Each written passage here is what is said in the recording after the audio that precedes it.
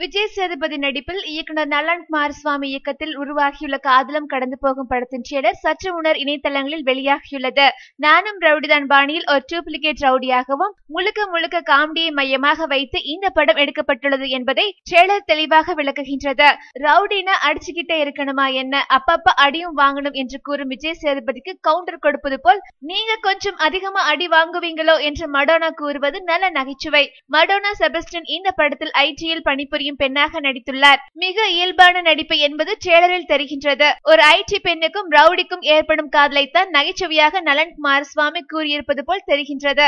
இருப்பினும் முழு படத்தை பார்த்த பின்னர் தான் ஒரு முடிவுக்கு வர முடியும். விஜய் சேதுபதி காமெடி ரவுடி என்றால் சமுத்திரக்கனி சீரியஸ் ரவுடியாக வழக்கம் போல் நடித்துள்ளார். சந்தோஷ் நாராயணன் பின்னணி இசை நகைச்சுவை படத்திற்கு ஏற்றாற்போல் கச்சிதமாக பொருந்தியுள்ளது.